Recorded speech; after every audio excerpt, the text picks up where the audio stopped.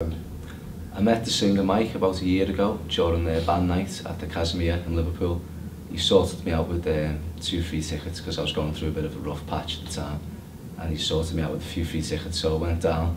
It wasn't the first time I'd heard them, but I was a little bit intrigued by the sound, so I sort of kept tabs on them all the way through their career really.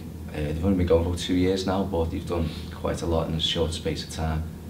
So when they planned this UK tour up and down the country, me and my mate were planning on going to all the dates just as fans, and Mike asked me if I wanted to go to the Manchester date, the closest one by, but luckily I got asked did I want to come down on the bus with 2 of me, with the rest of the band, and with that I got asked with a work it as well on short notice, and luckily enough I did a good enough job. Are there any memorable moments on your tour?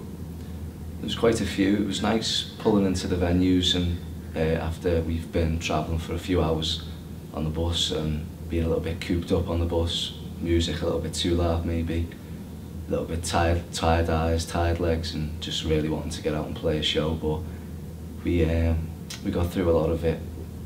And so when we saw the venues and we got in the room for the first time, and when we were all set up, just about an hour or so before the show began, just before the doors open, you get the first few people through the door. I think that was the most, that was a high point, that people were actually turning up.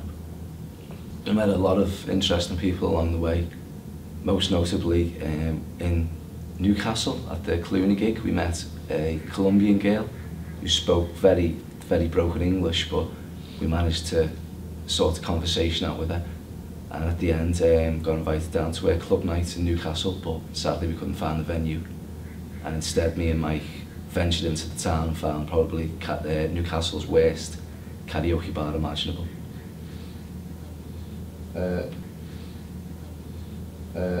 Any high points on the tour? Probably at the end, despite not being in the band or being associated with them in any way. A girl from France, Valentina, who was in Glasgow with us, asked me if I'd sign her vinyl, which was a bit of an interesting one because she'd asked the rest of the band and then seemed disappointed when I didn't sign it, so when she asked me would I gladly sign it to her as well, then gladly obliged, which was a bit of a high point that I was recognised on the night as well. So were there any low points? Probably the only low point was waking up in the travel lodges, hungover to hell, a lot of sore heads, tired eyes again, and eating travel lodge food, just rubbish, junk like, won't recommend it to anyone.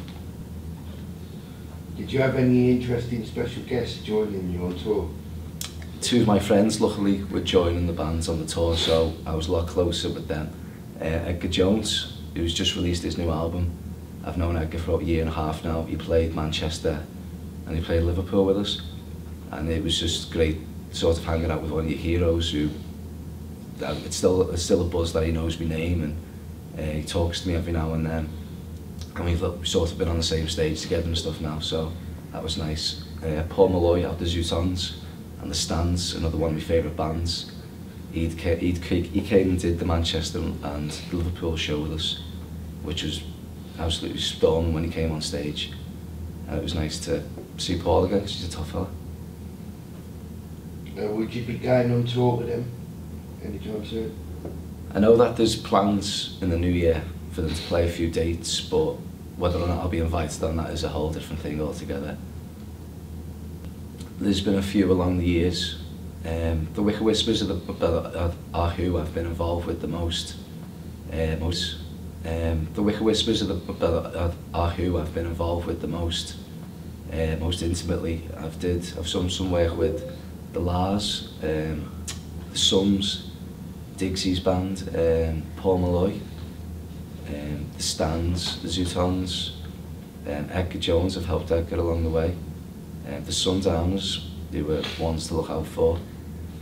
Gary Bandit, I was hoping to make his solo record for a while, but Liam Avers, I think, was the one where we all wanted to get that one right, and sadly we never. So hopefully we'll get another shot at that.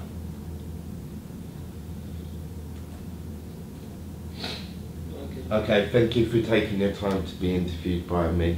Thank you very much, Mr. Gerald, for your Gerald time. Schmidtson, the sexiest man on TV, or behind TV. He's got a face for radio. See you later.